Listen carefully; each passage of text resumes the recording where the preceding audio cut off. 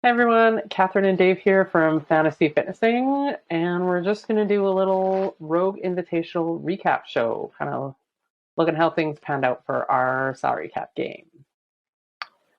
So, first thing we are going to look at is that Catherine's team my team was better than Dave's. I was Most important stuff. I was 30th with 4,020 points, and Dave was 78th with 3,180 points. So, really, the most important part of recapping that game is I beat Dave. Oh yeah, what'd you have? You had Jeffrey Adler, Jonah Koski, BKG, Emma Lawson, Annie Thorsdottir, and Laura Horvath. So picking the women's podium definitely helps you out there. Yeah, that definitely carried my team. And then Adler, he was third. And Koski and BKG, kind of interesting to see those guys round out your team and still brought you out. What was BKG? Both those guys were top 10, weren't they? I don't think Koski was. Let's see. BKG ended up 6th, and Koski was not in the top 10. Oh, okay. So Koski's kind of my outlier. That your anchor. Yeah. And but I'll take 30th. Yeah, 30th. I don't know. You're 100 points back of the top 10% and 235 away from the podium. So you're up there. Not too bad.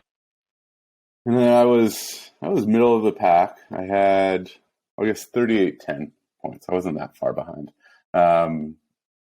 Justin Medeiros, Patrick Vellner, Jack Farlow, Laura Horvath, Annie Thorsdottir, and Alexis wrapped this. So, Jack Farlow was kind of my miss there. Kind of expected. Well, he was a $10 athlete, so kind of was swinging for the fences with him.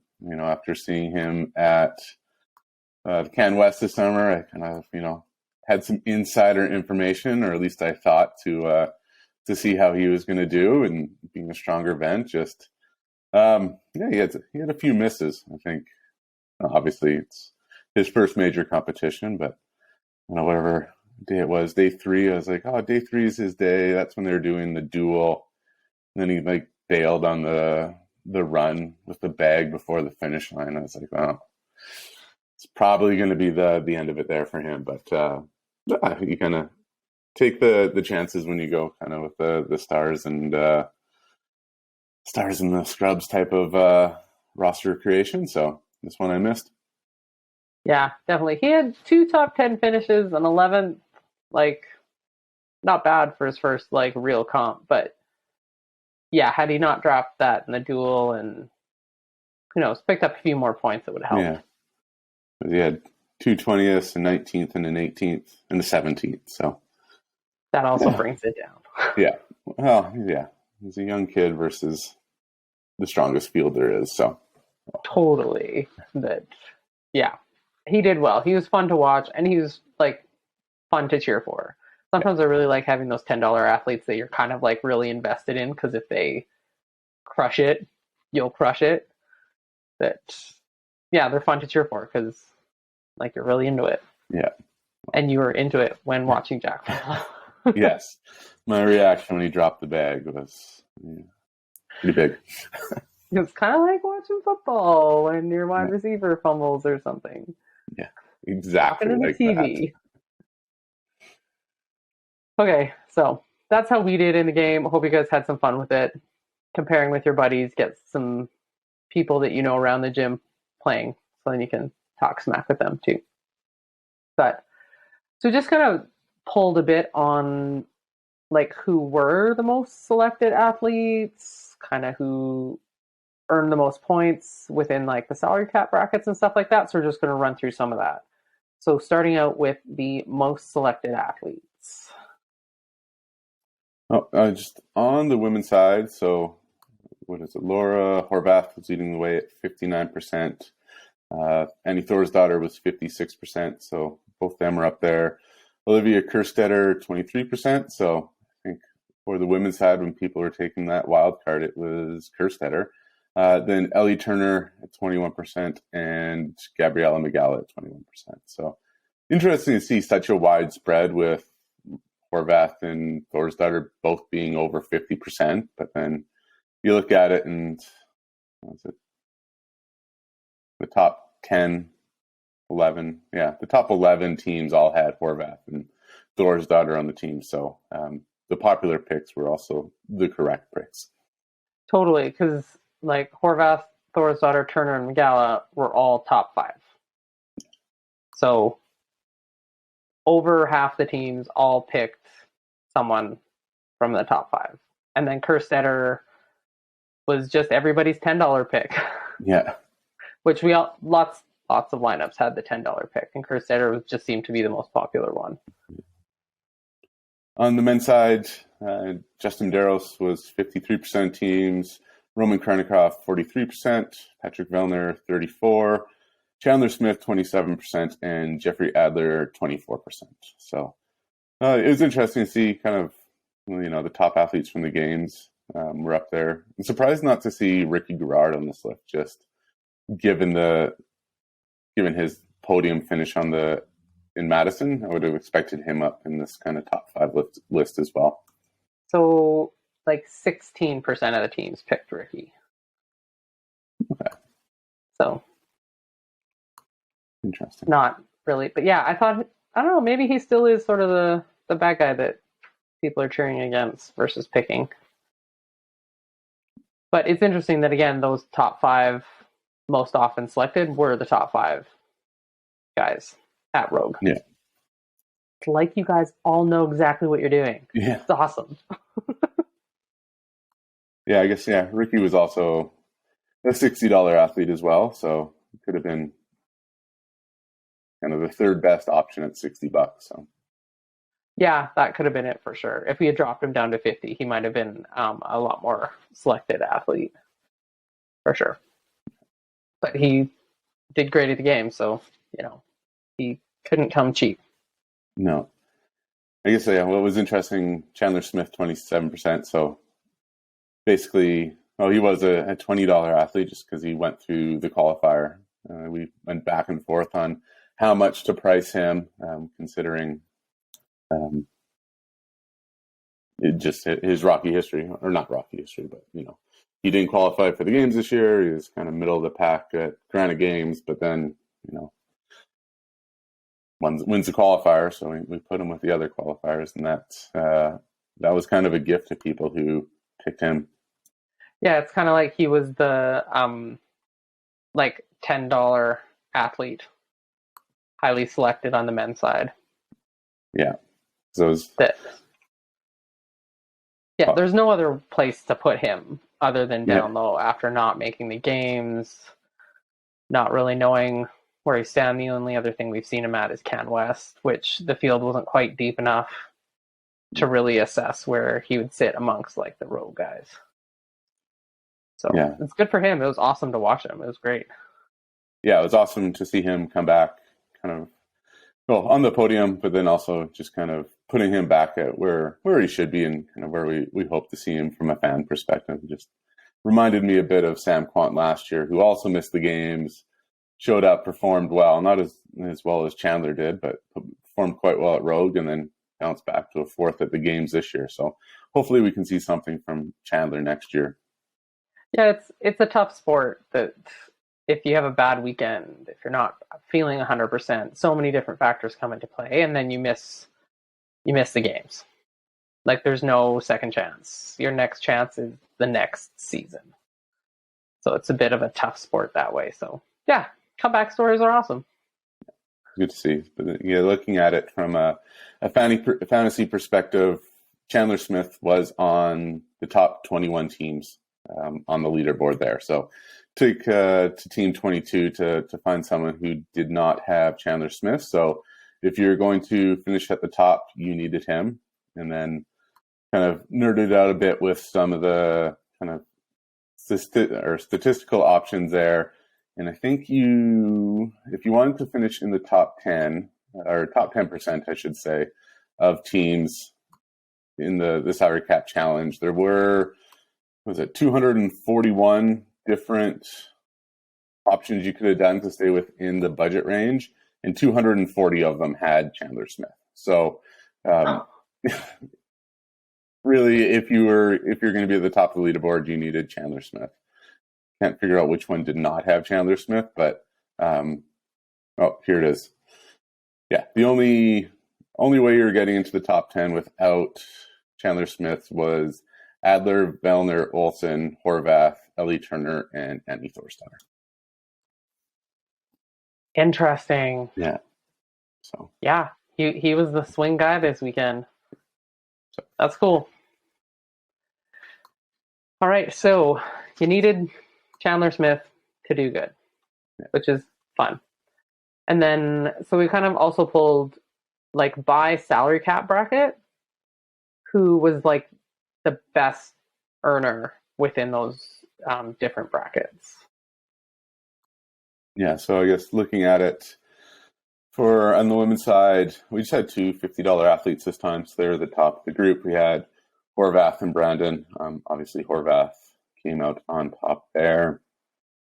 At the $40 athletes, there was Thorsdottir, Emily Lawson, Gabrielle Magala, Kara Saunders, and Alexis Raptis. And so Thorsdottir second overall there at 705 points. I think looking at this now, I had Alexis Raptis, so she definitely brought down my team, at least out of the $40 group there. At $30, we had Ellie Turner, Amanda Barnhart, Ariel Lowen, Danny Spiegel, Emma McQuaid, Matilda Garns, Jacqueline Dahlstrom. So Turner also came out the top there with a tied for third place in terms of points at 670. And then $20, we had Manon Eganese, Caroline Prevost, Annika Greer. It was Eganese at 555, so 140 points up on Caroline Prevost. So definitely, if there was some ground to be made with the $20 athletes, it was her. And then our $10 athletes was Kerstetter, as we talked about, Bailey Rogers, and Andrea Solberg. So Kerstetter was the top at 360, but not really by a whole heck of a lot, only 30 points over Bailey Rogers. So that grouping was fairly close between those top two. Cool.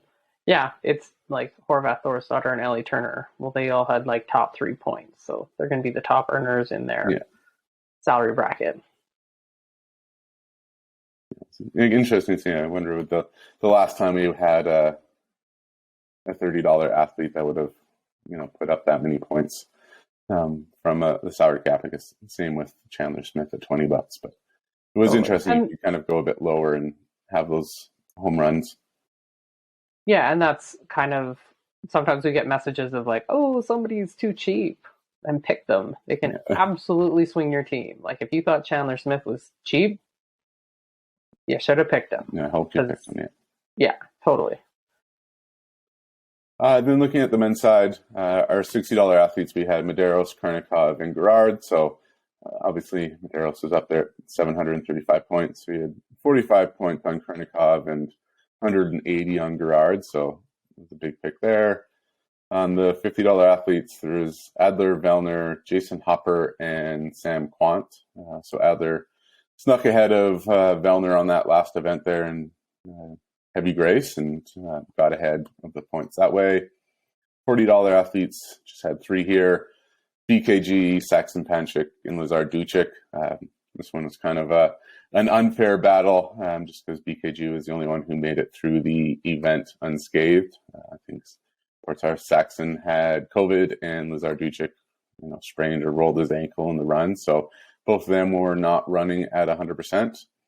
$30 athletes, I guess Noah Olsen, not who you would expect to see leading that group, but Jonah Koski, Nick Matthew, Cole Sager, and Henrik Happelainen. So Olsen was the top one of this group, but right behind him was Koski at 20 points behind. And then, our $20 athletes, obviously Chandler Smith and Tim Paulson. So Chandler Smith was far and away the best pick there. And then our $10 athletes, we had Jorge Fernandez, Scott Tetlow, and Jack Farlow. We've been talking about that. Scott Tetlow is actually one of 2 athletes that wasn't on anybody's roster this time. So he had a bit of a rocky lead up to the event itself. So but he was one of the few people left off the fantasy boards this weekend. Yeah. Yeah, because the other one was Andrea Solberg was not selected to any other lineups. So yeah, so that's sort of how they perform per salary cap. And I find it interesting, like, not often would you expect your $20 athlete to beat out your top performing $30 and $40 and $50 athletes. Yeah. But that's what happens when he podiums. Okay, so the perfect team. Yeah. You could have maximized your absolute most points. Yeah, so the perfect team for this one. The perfect team had 4,350 points. So what was that? 45 points over the winners here. So the winners did a pretty good job of picking the rosters this time. But Justin Medeiros, Jeffrey Adler, Chandler Smith, Laura Horvath, Ellie Turner, and Annie Thorsdottir all would have had you at $250. So every last penny for your team there. But that was the perfect roster, which I guess looking at it makes sense that you essentially had both sides of the podium there. That was the men's podium, and Ellie Turner tied Emma Lawson for points, just kind of lost on the tiebreak there for third place. So it's not too often that you would be able to get both podiums within the budget there, but that's what it took this time to win, or to get the perfect bracket, I should say. Yeah, that's kind of cool to see that it's like essentially both podiums worked out perfectly. Yeah. Except the tiebreak with Ellie Turner, but that's great. And then the two top teams in the salary cap game, they had all three of the women that were matching like the perfect lineup with Horvath, Turner, and Thorsdottir. And then they both also had Roman Krenikov instead of Jeffrey Adler. So they were matching teams. So attempting to pretend what I know what I'm doing, as well as the ADHD Renegades, were the two top teams in the salary cap, and it went down to the tiebreak to put attempting to pretend to know what I'm doing in first place. So I think they know what they're doing. It might be time for a name change, or just keep it because it's great. Yeah, and then rounding out the podium in third place was Yago CFC. So they were 5 points behind, but they had Medeiros, Chandler Smith, and Jeffrey Adler on the men's side, and then Annie Thorsdottir, Laura Horvath, and Amanda Barnhart. So kind of right up there in terms of points as well. Barnhart was, 7th or 8th on the leaderboard? Nice. No, 6th. So, yeah, 50 points behind Ellie Turner. So really just kind of shifted it that way, but interesting to see kind of a name you don't see too often there, Amanda Barnhart. Yeah, totally. She was, how many times was she picked? 28. So 16% of the teams had Barnhart on them. So, yeah. So that's kind of a little bit of a recap of the salary cap game. But then we're going to look back at, we did a post on like my picks and Dave's picks just for the top 10. It's pretty hard to really pick past that. It's more like who's going to be in, who's going to be out at that point. So I had, on the men's side, I had two athletes correctly placed. I had Justin and Roman Krenikov in the correct spots at 1st and 5th, and Dave had Justin Medeiros right, which I think was on top of most people's like pick kind of thing. Reigning fittest man on earth, he should be in your number one spot. And then on the women's side, I had both Laura Horvath and Emma Lawson in 1st and 3rd. And Dave also had two placed correctly with Laura Horvath and Ariel Lowen in 10th. So I'd say that's pretty good out of 10. Yeah, I don't know. It's interesting to see that, at least on the men's side, the only picks that we missed in terms of being in the top 10 or correctly picking the top 10 were Saxon and Duchik, who both were underperforming due to kind of injury or health issues. And then Yes, I missed Danny Spiegel. I had her in 9th place when she finished 12th, and you had Emma McQuaid finishing 10th, and she finished 13th. So relatively close in terms of an overall leaderboard perspective. Yeah, I'd say 9 out of 10 athletes in both fields, we both had correct. Differently correct, but correct. I don't know. I'm happy with 90% in terms of in and out, right? Yeah. I probably wouldn't have expected it to honestly be that high. Yeah. Yeah, no, it was tough. No, I think we did it before we knew any of the events as well, or how many events there was going to be. So it's kind of shooting in the dark. Definitely shooting in the dark, just sort of based on past Rogue assumptions on how they would move forward with it. So yeah, I think it's pretty good. It was fun to make some picks. Fun to watch CrossFit again. Yeah, I was like, it's always fun to watch CrossFit. Yeah. And there were some really fun events and different outcomes and things that happened. And yeah, it was a great weekend. All right, and to finish off, our next game is going to be Dubai. We might look into some other smaller off-season ones, depending how the athletes all line up and that.